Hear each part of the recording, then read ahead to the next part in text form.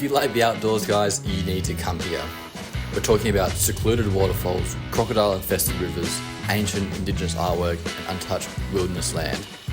If you're Australian, you've probably heard of Kakadu, and I'm going to show you how you can experience it all in just 4 days. If you want to follow along, this was the itinerary we built, and it was epic. Let's get into it, guys. We kick off day one by heading out to Fogg Dam. Fogg Dam was built in 1956 in an attempt to create a vast rice growing region just outside of Darwin. However, it failed due to challenging weather conditions and large amount of migratory birds that would eat the rice.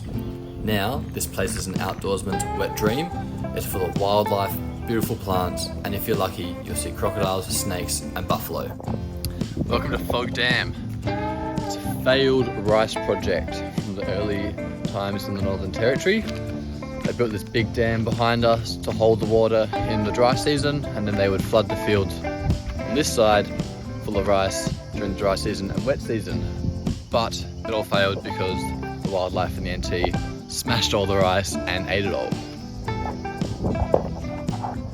Now, it's just a beautiful big dam full of crocodiles and buffalo. See if we can find some.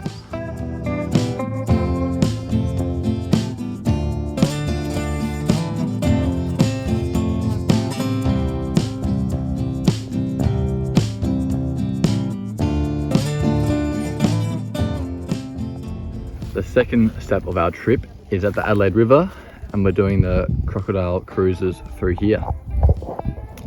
Just a 10-minute drive from Fogg Dam, this area, and we're about to jump on the boat and see some massive crocodiles. Let me tell you, this place was a proper backyard setup, but it was brilliant. The pontoons were held together with plastic barrels and the boat was driven by a madman, but this tour is exceptionally good. Let me show you a montage of why you should be croc safe in the Territory. Well guys, I'll be on one side of the vessel.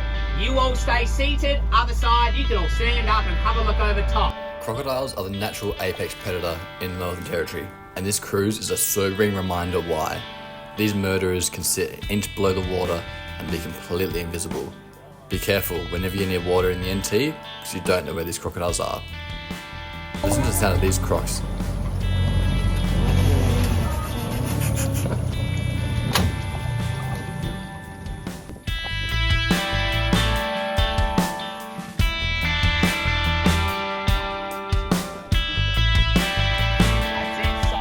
By now, we're entering Kakadu, and our first stop is Mamukala Wetlands. This is one of 66 Ramsar listed sites in Australia due to being a feeding ground for migratory birds. You need to stop at this place and observe the bird life. 1/3 of all birds in Australia can be found in Kakadu, and this place is absolutely full of them.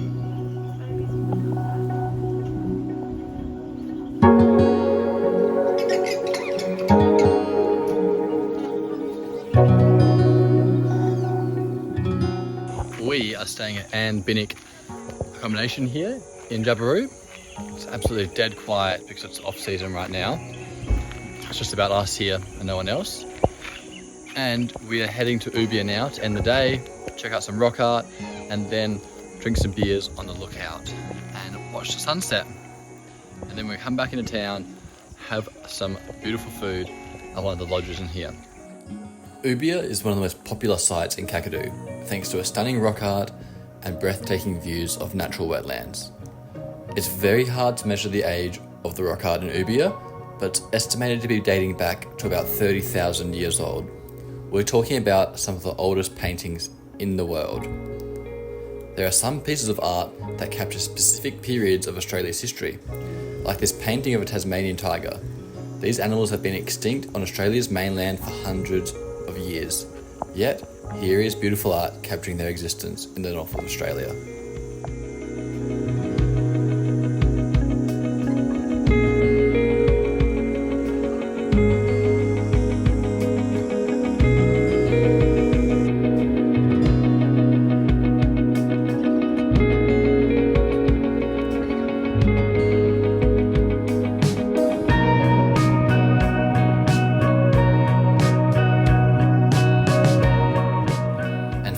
To end the day, we swing past Cahill's crossing on the way home. This is the famous water crossing that becomes infested by crocodiles on a big tide, and the one that people drive across. You've got to go here.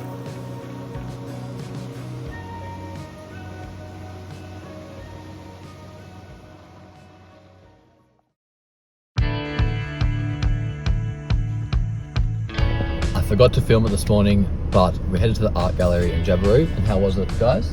Oh my giddy aunt, it was amazing. Yep, so that's your first stop in Jabiru. When you wake up, get up and head there for coffee. It's delicious, and head there for some art. Must do. If you're ready for some proper exploring, then this day is for you. We start off by leaving Jabiru and heading for, and excuse my pronunciation, Nanguluwurr art site. This rock art is only accessible by hiking in, so you need lots of water, but it's worth every step of the way. The art site here has a painting of a European boat from the contact period, where the first colonisers invaded Australia. What's amazing about this drawing is that where we are is hundreds of kilometres inland from the ocean. Check it out.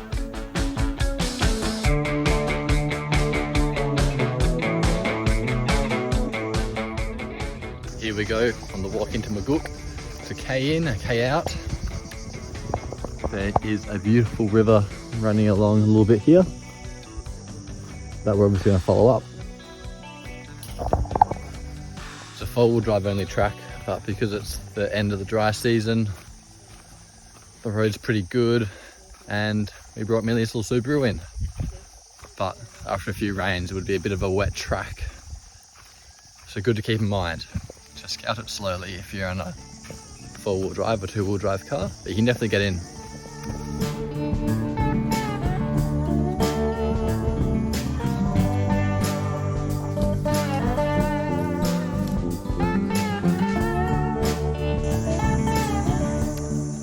You can see why there's crocodile warnings here. How crazy is this area? Whew.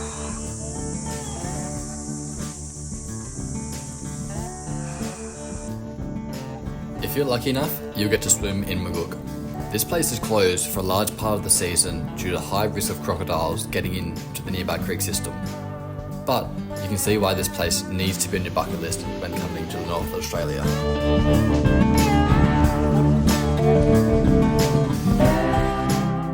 We end day 2 by heading to Cooinda Lodge. This place is bloody epic. You've got to stay here. Right next by is a huge billabong which we'll be exploring tomorrow.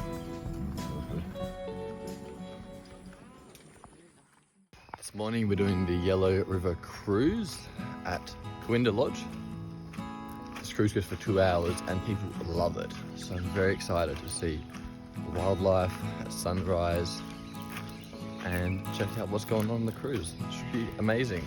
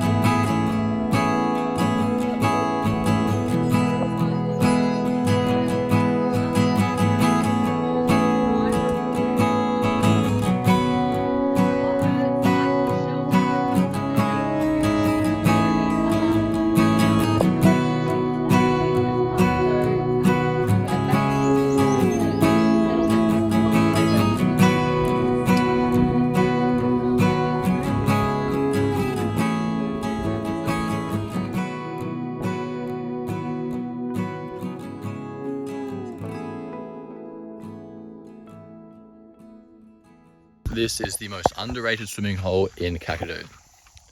Let's have a look. Now this is a place I probably shouldn't tell you about, but I can't keep it to myself. And write this down. Ikoymarrwa Falls.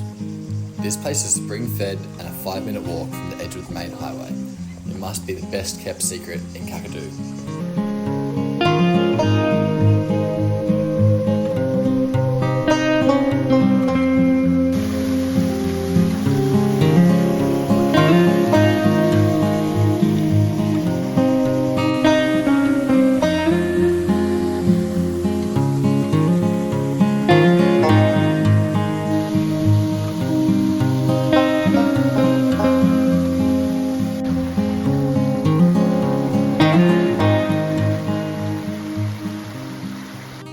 Day 3, we start driving to Litchfield National Park and spend the night at nearby Accommodation.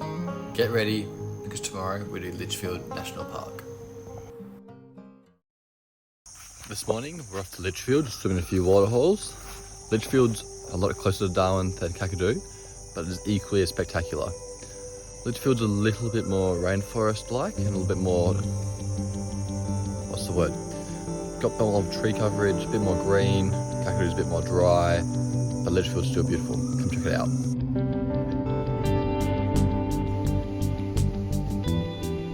Florence Falls this morning. Pretty excited. I can hear it. You can probably hear it in the background too. But Florence is a very popular waterhole up here in Litchfield. Big waterfall, big swimming area. Absolutely epic. I'm excited to be the first person here and have it to ourselves.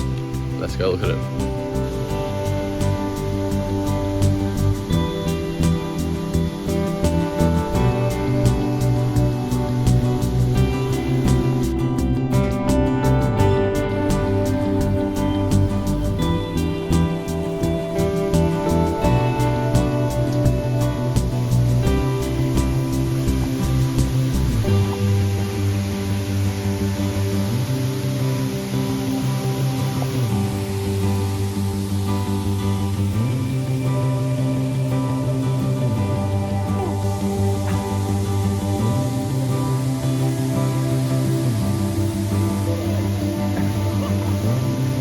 National Park. Woohoo! If you've made it this far, thank you. I make these videos for free, but my dream is to make a career highlighting how beautiful Australia is. If you want to support me, you can either subscribe, leave a comment, or watch another video. If you enjoyed this video, I highly recommend you watch the next one on Kununurra and the East Kimberley. Thanks guys.